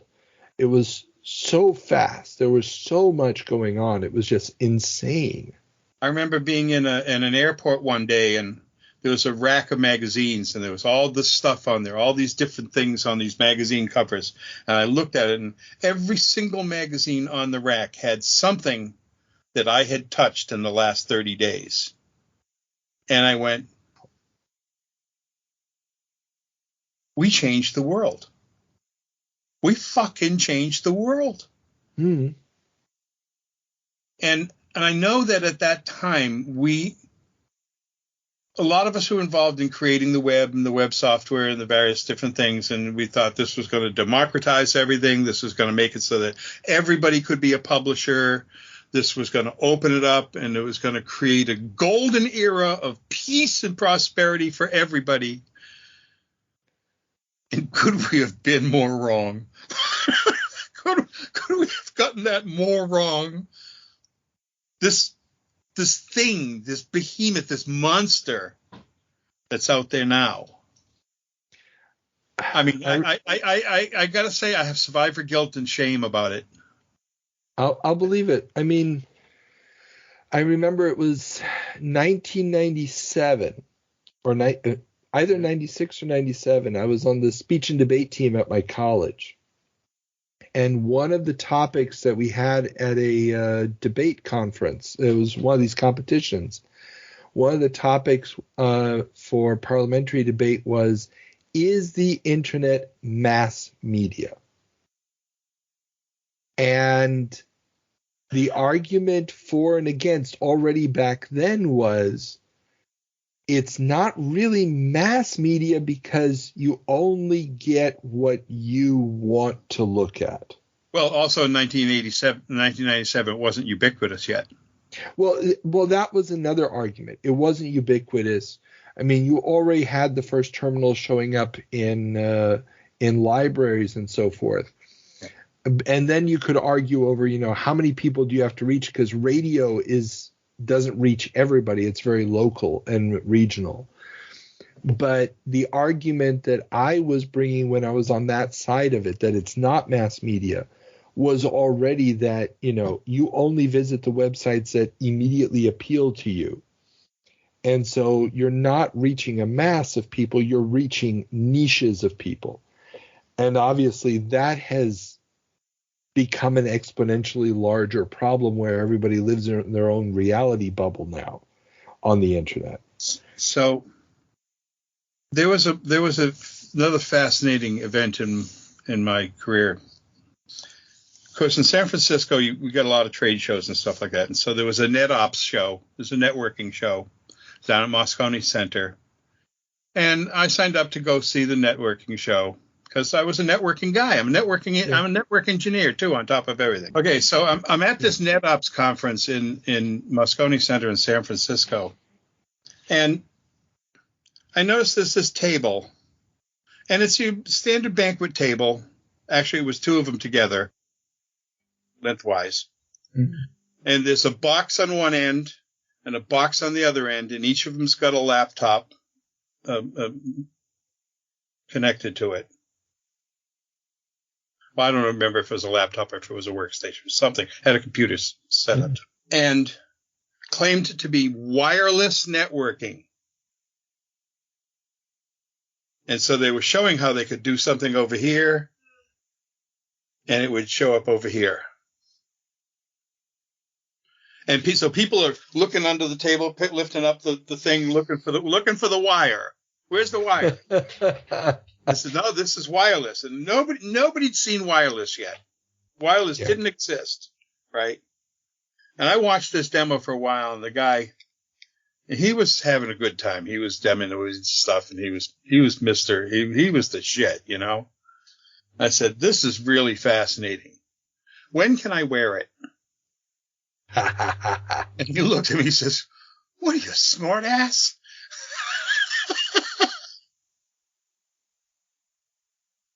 Exactly the phone. I mean, it could. The answer was 1997. Yeah, I mean, when you think about it, I mean, wireless phones, mobile phones have been around since the 70s. So, getting data as opposed to just audio over it was, I mean, modems were already there. It was just a question of add a powerful enough chip in there and a screen, and you're good to go. Well, interestingly enough, in San Francisco, wireless did get available into certain neighborhoods in San Francisco. And as we had the local, one of the local providers here just did FiOS to the premises in our neighborhood here, and I signed up for it, of course. And I said, they were laying fiber cable down streets, city streets and neighborhood streets in San Francisco in 1990. Yeah. And so there's the possibility for doing it. Yeah. Well, I still think there's, you may have seen it, there's an old Danny DeVito movie called Other People's Money. Yeah. You remember that? And it's all about, he's basically the Gordon Gekko character, but there's a company making copper wires, and he's talking about, hey, fiber optic is coming. There's no reason to be using this copper anymore. And He's a corporate raider type, but that movie must have been, 1989, 90? I mean, it's an old movie at this point. Yeah. So, yeah, it's crazy. But yeah, the wireless stuff changed everything. Oh, and one more thing, and I close out all my interviews with the same question. Okay. Looking back at your career, what is one thing that you thought was going to be huge that ended up going nowhere? And what is one thing that you did not see coming that became huge, that you didn't think much of when you first heard about it? I thought cryptocurrency was silly. And that's why I got in late. The one thing that I thought about that still hasn't happened is all around identity and presence. And there's going to be a point in time when people have multiple identities, and that's already happening. Like, there's a guy on Twitter who goes by the name of Liam Nissan, Nissan, after the car. Mm-hmm. And he just takes the piss out of Twitter. And he does all these phony names and stuff like that. He's got so many identities. And of course, nobody knows who he really is. But he's got all these different identities. My favorite of which is Patsy Baloney. But at some point in time, when we do get to the point where we've got avatar representations, we're going to have multiple people that we can become. With this Gen Z being as gender fluid as they are, they're going to want multiple genders. They're going to want multiple personalities. They're going to want multiple relationships. They're going to want a lot of stuff like that. And so I've got this concept that I call the locker room. And it's a private key, public key. And everybody has their own locker that they can private key into. And inside that locker are all of their identities with all the associated private key, public key pairs, names, accounts for Twitter, for Facebook, for Instagram, for this, for TikTok, for that. And they can go into their locker and they can hang up one identity and put another one on and leave the locker room. Interesting. Locker rooms. Interesting concept. But then you have the concept, there's another concept of identity. And that is if you have virtual rooms. So you've got a virtual meeting room. And you and I are going to go in that room. Say you're Bill Gates and I'm Servan Kandosian. And I've got this piece of software that I want to sell you. And you've got a company like Microsoft and you want to buy a company. You want to buy a company, a piece of software like I've got. And we've never met. I'm not in your state. You're not in my state. I could be anywhere in the world. You could be anywhere in the world. We're going to meet in a virtual room. We're going to have contracts. We can do digital signatures. But how do you know I'm who I say I am? How do you know I'm not something that I hung up in a locker somewhere? And that's where you get to not just the URL, Universal Resource Locator, but the UID, Universal Identification Scripter. Mm. And that's tied to your Social Security, all your legal stuff, your birth certificate. Then you're going to run into some serious data protection issues. So I realized that this kind of thing was going to be a thing a long time ago, back in the 1980s. And when I started creating a presence on the internet and then later on the web, I'm everywhere as Owen 93. Mostly that's with the Owen and 93, not as a graduation year, but 93 because I'm also interested in the dilemma of Aleister Crowley, and 93 is the holy number. Ah, okay, cool. So Owen 93, you can go Google Owen 93. There are some other ones out there, but mostly this me. And if you Google LUX uppercase Owen, LUX Owen 93, you'll find my history. Cool. I'll put the links in the show I'm going to tell you a secret. My name's not Owen. There's a name that's on my driver's license. There's a name my mother used to call me. It's not Owen. But I've always worked as Owen. Every place, if you talk to people that I worked with over the years, I worked as Owen. I went into this technical thing as Owen. It's a new identity. It's a separate identity. And so this is why I told you there was virtual reality in the early virtual reality research was inspired by science fiction. And it wasn't Neuromancer by William Gibson. It was True Names by Werner Vinge. True Names. Okay. True Names by Werner Vinge. Interesting. Never heard of that one. That's one of my alternate realities out there, and I told you what my Skype name is.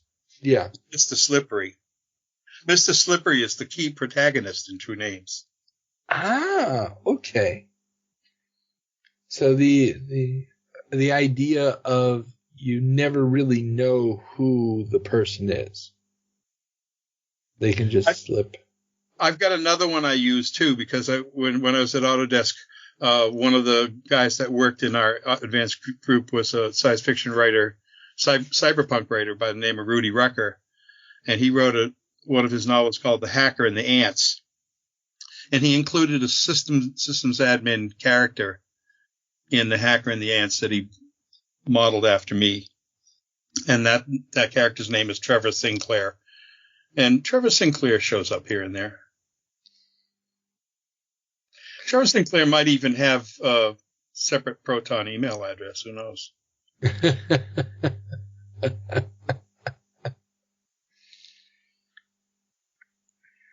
we all, well, I'm sorry. I'm really thinking through the idea. It's an intriguing concept to see identity as something that you can switch on and off. And as somebody who, for example, plays role-playing games, D&D and so forth, obviously there you have those identity shifts. The question then probably becomes, to a certain extent, how much time must one invest in an identity to flesh that identity out?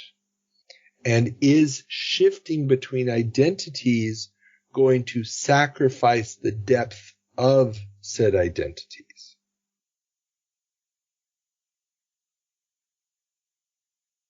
But that's an interesting question then. I mean, I'm on Facebook as Owen93. I'm on Twitter as Owen93. Yeah, of course. But that's not the only identities. I'm Owen93 in email. Oh, I've got... For all intents and purposes, it is... The only reason that I didn't change my name to Owen legally is because my grandmother on my father's side, who I'm named after, my father died young. My grandmother, his mother, lived to 95 years old. And when I told her I was going to change my name, she said, "You can't change your name. It's your father's name. It's going to be disrespectful." And I said, "Well, yeah, but..." And she said, "Well, just don't do it while I'm alive." So I said, "I won't do it while you're alive." Now, she's dead 20 years. But by that time... By then, it didn't matter anymore. By that time, I already had 30 years into Owen. Yeah. And it didn't make any difference. Was there a particular reason to choose Owen?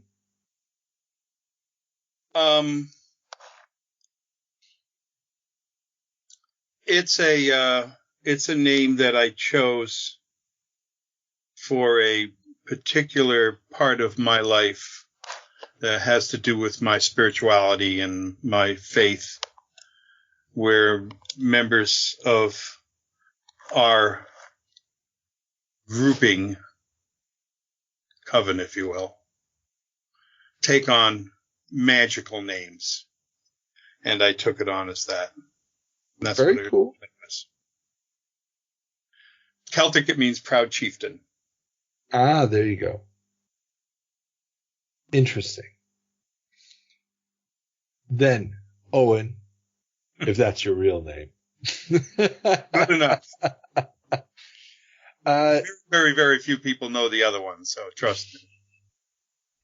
This has been a fascinating, I mean, the life you've led, the history as far as the development of technology over the last 50 years, as you've been there, you saw it, you saw the world we live in today be born, for good or for evil. And that computer that I worked on in the Air Force in 1965, at that point in time, was the largest digital machine on the planet. It had a 64K magnetic core memory. Oh, Jesus, that must have been huge. Magnetic cores with 3 wires through each one, little donuts. Yeah, that must have been gigantic. It was. 64K. In 1965, the United States Air Force owned approximately 85% of the computing hardware on the planet. Crazy. And pretty much the Navy owned most of the rest of the 15%. Maybe there's 1% in there that was smattered here and there. The Army had a couple of machines, but it was mostly the Air Force, mostly the Navy. Mm. Most of our computing stuff, all VR comes out of the military. You know that. Oh, of course. I mean, every major technological advance typically comes out of military. Military research, military development. That's when the resources are made available to it. When I was at Autodesk, our managers there, we went through a history of computer graphics back all the way, to every experiment that was done, all the Sensorama stuff, and Sensorama was a big plastic globe around that you got in the middle of. The volume before the volume. Most of the experiences you've talked about, you didn't really know where it was all going to go. I was just lucky enough to be in the right place at the right time. Yeah. And even the people running the projects, the companies themselves, usually didn't know where it was going to go. It was always about, well, let's do it and see what use we can find for it. And who knows? But it still goes back to sitting in front of Jack Nichols, and he says, "Do you know about this stuff?" And I say, "Sure I do." So basically, it's you in that moment you put on a new personality that knew about this. It's like, yeah, it's just, you can imagine how I was in 2016 when the world was falling apart over private email servers. I said, I was doing that shit at 1983. Private email servers. Who doesn't? Who doesn't have one? Crazy, crazy, crazy stuff. I didn't even talk about Williams-Sonoma Pottery Barn. or all the supply chain stuff I did with Avant Manhattan. Oh, wow. Yeah. Yeah. Well, I mean, supply chain or when I worked inside for of Unify United Natural Foods Incorporated. Wow. Yeah. Were you doing that all as independent contractor, or are they actually bringing you in-house? Mostly a lot of that was contract. Gotcha. Yeah. Yeah. So no stock options. No. I chased that .com dream, and that's like, okay, I'm my tale of woe. My tale of woe. I will leave you with my tale of woe. There was a friend of mine, personal friend of mine, who was a good programmer, good C programmer. And Autodesk was always looking for good C programmers. And he was bouncing around to crazy, shitty little jobs in San Francisco. And I said, Josh, come on over here to Autodesk and interview with these people.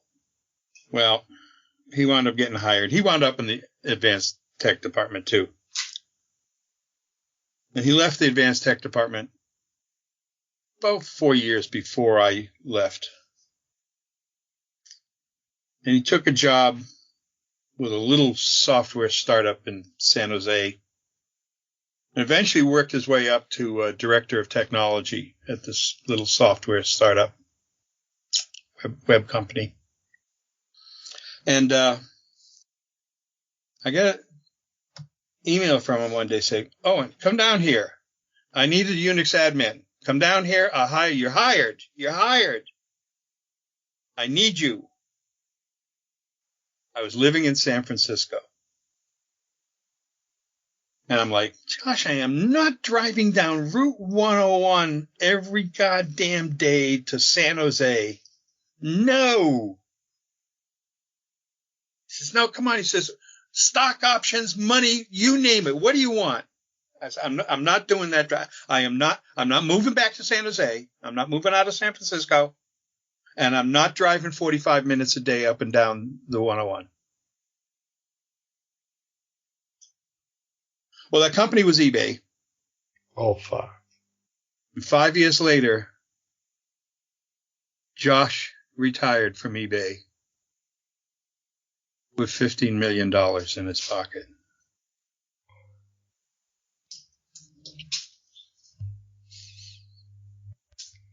What's the old song about, are you on your way to San Jose?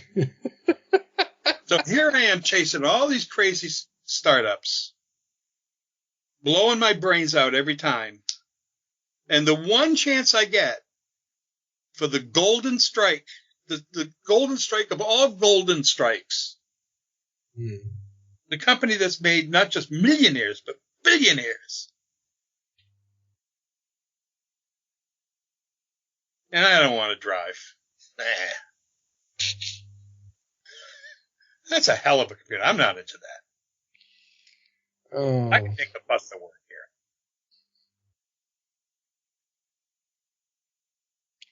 here. And them's the brakes, right? Crazy. Who knew that eBay was going to, probably eBay stock at that point in time was maybe $25, $30 a share. Yeah.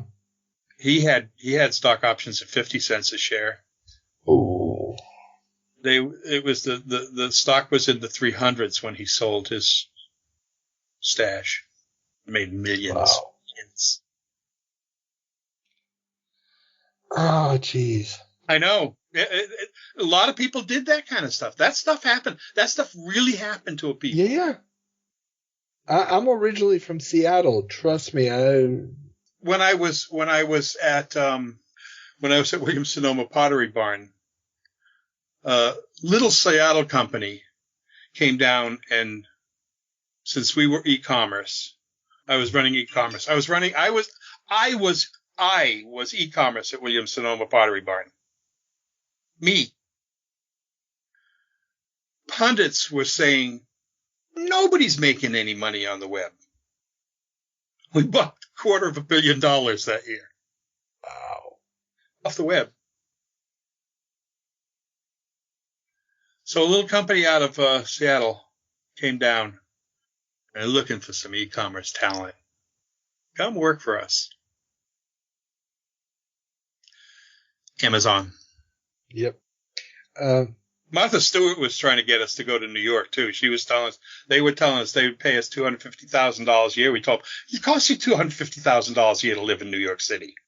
I mean, nobody's making any money on the web. No.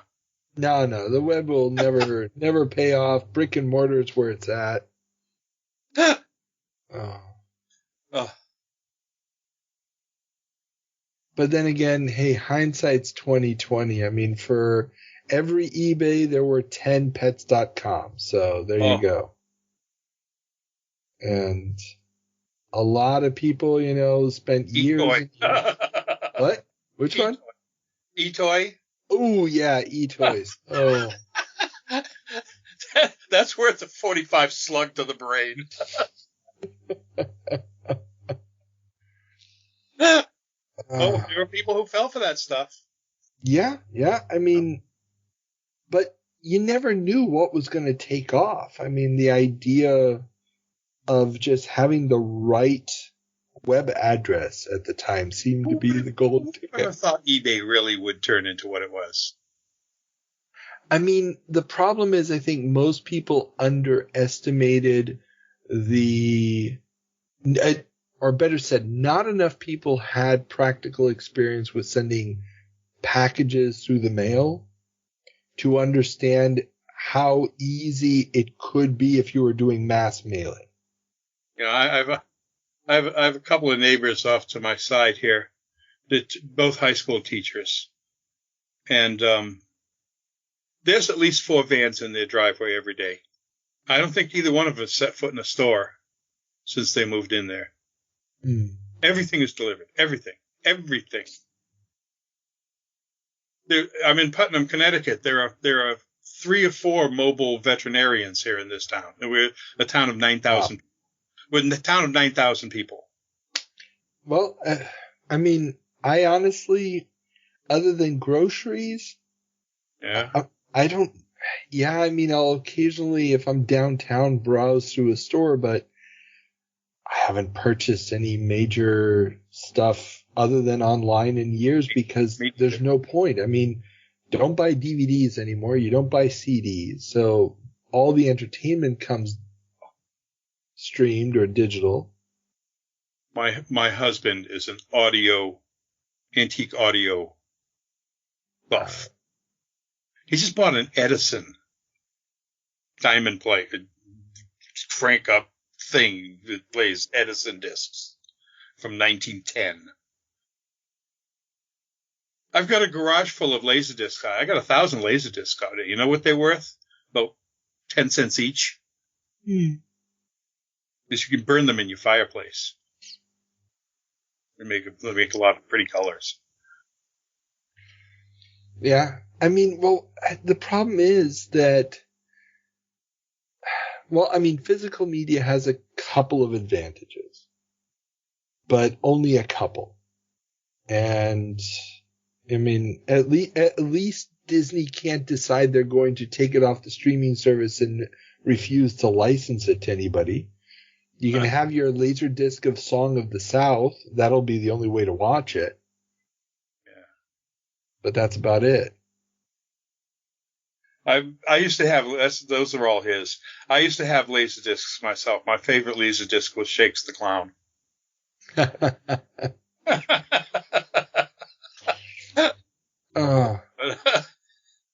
I mean, but there's still certain movies you're just not going to find anywhere. For example, I've got an old copy of Porgy and Bess. You're not going to find that anywhere because there's a dispute between the studio and the children of the rights of the original author, and it just will not be re-released. There's one VHS copy out there, and that's it. My first eBay purchase was a VHS copy of the Lost Otto Preminger movie, Skidoo. Oh, wow, Skidoo? Skidoo. That movie is a You can go to the Otto Preminger sites and database, and you won't find it listed. IMDb has Skidoo listed. Does it? Or maybe they do now. Yeah. No, Skidoo is listed. Harold Channing. I've watched Skidoo. It's a soundtrack by Nilsson. Yeah. It's been re-released on DVD Jackie in the meantime, yeah. Oh. Yeah.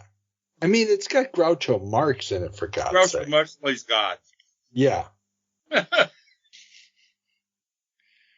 It is clearly a movie where Otto Preminger does not understand late 60s drug culture, but he's definitely trying.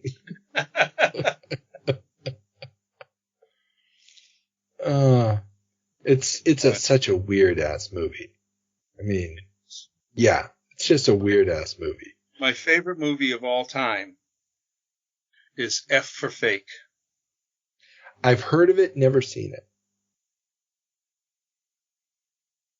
F for Fake. It was Robert Anton Wilson's favorite movie too. Interesting. Yeah. I'll have to try to watch it. I mean, my favorite one, and you cannot get it anywhere on physical or streaming, is A Face in the Crowd. Don't know it. Oh, watch it. It's Elia Kazan. He's one of the guys who was blackballed during the communist era, and it's got Andy Griffith before the Andy Griffith Show. Oh, my goodness. And it is, if you want the blueprint of Donald Trump, that's what this movie is. Or better said, it's more of a Glenn Beck, if you will. But it's you know, what media can do and how it can be manipulated. And it's an amazing movie. So, it's been great. I hope I didn't bore you too much. No, this was fascinating. Thank you very much. I hope you've enjoyed another Video Game Newsroom Time Machine interview. You can leave us comments on Twitter, Instagram, and if you like what we're doing here, drop us a couple of bucks on Patreon. All the links are in the description below.